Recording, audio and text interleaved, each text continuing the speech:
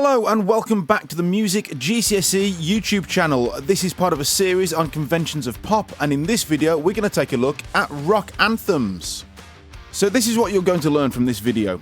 We're going to have a look at the brief history of rock music. We'll learn about a suitable decade for rock music, the typical musical features of rock music, the technology that's used within rock music, the instruments used, and a suitable artist. So first of all, let's look at a brief history of rock music. So when we learnt about rock and roll, we said that rock and roll was the start of popular music and pop culture, and it went on to inspire lots of other styles of popular music, such as rock music. So rock music is an evolution of rock and roll. However, despite this, rock music sounds very different to rock and roll, and it has a different set of musical features, which we're going to learn about in this video. Straight away, one of the big differences of rock music when compared to rock and roll is that musicians became more experimental and creative, and they moved away from things like the 12-bar blues chord sequence and the walking bass line.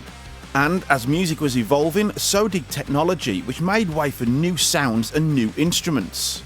Now, I can't include musical examples in these videos because of copyright. However, I have added some links to some rock songs in the description of this video, so make sure you have a listen so you know how rock music sounds and how it differs to rock and roll.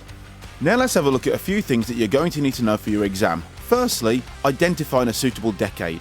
Now, rock music is still around today, it hasn't gone anywhere. However, the OCR GCSE specification will focus on rock music from the 1970s and 1980s. So if you're asked that question in your exam, there's your answer, the 1970s or the 1980s, or you could just write 70s or 80s.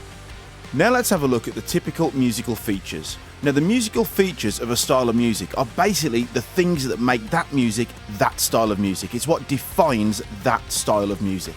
So the typical features of rock music are, usually has a 4/4 time signature. Now, some rock songs do have a slightly different time signature.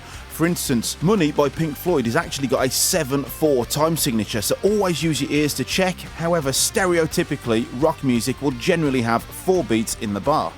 Rock music will use a straight rhythm, and it will have a heavy driving drum beat. It will also make heavy use of riffs. Now, if you don't know what a riff is, we'll talk about them in a moment. Rock music will also use a verse and chorus structure. Now, just because it's called a verse and chorus structure doesn't mean it can't have any other sections. For instance, a rock song might have an introduction, it might have a bridge section, it might have a middle 8, it might have a guitar solo. However, that type of structure, we characterise it as a verse and chorus structure. And just while we're talking about guitar solos, yes, rock music will have guitar solos, just like in rock and roll. However, in rock and roll, those guitar solos were heavily improvised and made up on the spot. Whereas in rock music, guitar solos are generally pre-written and composed as part of the songwriting process. And finally, rock music will use a distorted guitar. That is a really important feature of rock music. If you don't know what a distorted guitar sounds like, well, let's take a look at that now. So like we've just said, distorted electric guitar plays a big part of rock music. It's one of its most defining features. And a distorted guitar is not a type of guitar, it's actually an effect which is applied to the guitar. So it's classed as a form of music technology. Have a listen. I'm going to play a riff on a clean guitar without any effects on it. Then I'll turn the distortion on. Let's see if you can hear the difference.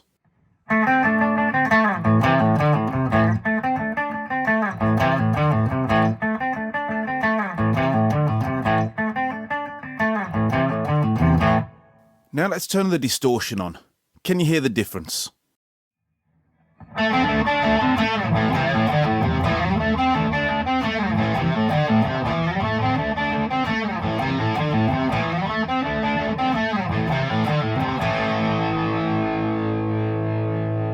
So hopefully you heard the difference there between a clean guitar and a guitar with the distorted effect turned on. The distorted guitar sounds a lot more aggressive than the clean guitar, and again, it plays a really big role in rock music. Now let's take a look at what a riff is. So a riff is just a catchy melody line played on an instrument. They are used to make the music sound catchy and memorable, and rock music uses lots of riffs. In fact, some rock songs are based entirely around the use of riffs. In fact, most bass lines in rock music are composed using a series of riffs. Take a look at this example of a bass riff now.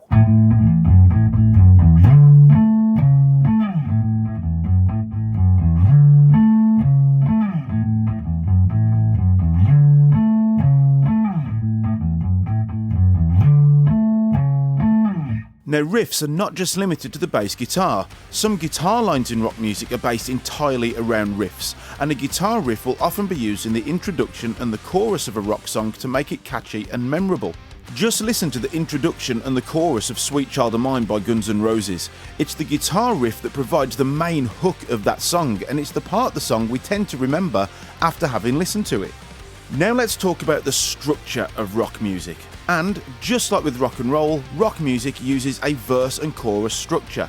Now that doesn't mean there can't be other parts of the song. Just like we said earlier, most rock songs will have an introduction and a bridge or a midsection or a guitar solo, but just because a rock song has all those other parts doesn't mean we give the structure any other name. It is still categorized as having a verse and chorus structure.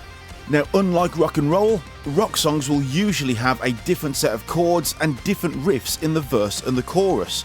In rock and roll, it was the 12-bar blues all the way through, and the only way we knew if we were listening to a verse or a chorus was the change in vocals and the change in lyrics. However, a rock song will have different parts, different chords, different riffs. The verse and the chorus will usually sound quite different. Now, you may get asked to describe the structure of a piece of music in your exam, so commenting on different chords in the verse and chorus, that's something that you could mention to maybe pick up a point. Another thing you can mention when describing a song set out in a verse and chorus structure is that the chorus will repeat throughout the song. The chorus is the main part of the song, so that's why it repeats to really drive the message of the song home. Now, the majority of rock songs will use a verse and chorus structure. However, there are some rock songs out there that don't use a verse and chorus structure. Bohemian Rhapsody by Queen is one of those examples.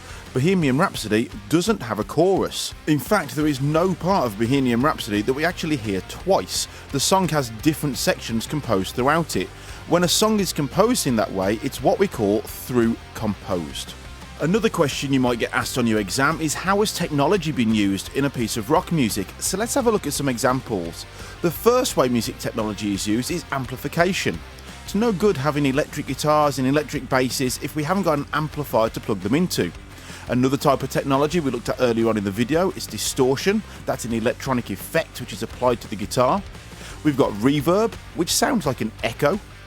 We've got synthesizers, which is basically a fancy word for a keyboard. A synthesizer will create its sounds synthetically. It is an electronic instrument. And then the final thing we're going to talk about is multitracking. Now, if you've ever used a piece of computer software like GarageBand or Soundtrap or Logic or Cubase, then you have experienced multitracking software. Multitracking allows you to layer different parts of a song up one at a time. Now, you may already have a good idea of the instruments used in rock music, but let's have a look at them anyway. So a typical rock song will have a drummer, you will have a bass guitar, you will have an electric guitar which will usually have the distorted effect applied to it, you will have vocals, and more often than not you'll have a synthesizer. Now, there's sometimes some other instruments added as well. For instance, we might get a rock song which has got a saxophone on, or we might get a rock song that's got a string section in. So if you get a question to identify the instruments in a piece of rock music, use your ears and write down what you hear within that extract of music. Now, we are nearly at the end of this video. We've just got two more things we need to learn about. So let's take a look at the singing in rock music. And the first couple of points we're going to look at is the fact that the vocal melodies will usually use a narrow range of notes, and in rock music the melodies are usually performed at quite a high pitch. You may get asked to describe the singing in a piece of rock music, and commenting on the narrow range of notes and it being performed at a high pitch, that might be a good start, but you may need to comment on some specific vocal techniques. So we're going to look at three of them. The first one we're going to look at is falsetto. Falsetto is a vocal technique where you use a higher part of your voice. It's what we call our head voice. A lot of male singers will use this in rock music to hit the extremely high notes. The next one is melisma. Melisma is a vocal technique where you can stretch a word or the syllable in a word out over multiple notes. I'll leave an example so you can hear what this sounds like in the description of this video. And the last one that we're going to talk about is glissando. And glissando is the correct musical term for a slide, where you slide from one note to another. And the very last thing we're going to talk about in this video is a suitable artist for rock music. Now, rock is still around today and there's lots of modern day rock artists, but you can't put any of those. If you put a modern day rock artist, let's say the Foo Fighters, in your exam, you won't get the mark. That's because the GCSE specification focuses on rock music from the 70s and 80s, so you need to know at least one rock artist from those decades. So the two that I'm going to teach you is Bon Jovi or Queen. There is a whole host of suitable artists. You've just got to make sure the one that you put down is either from the 70s or 80s. So now that we've learnt all of that about rock music, why don't you pause the video here and test yourself? Can you answer these questions about rock music? If not, go back and watch part of the video again. If you found this video useful, make sure you press the thumbs up to give it a like. If you haven't already subscribed to the channel, click the logo to do so, and click over here to have a look at one of our other videos. You can also use the revision resources and the self-quiz questions at the Music Revision website at www.musicgcse.co.uk.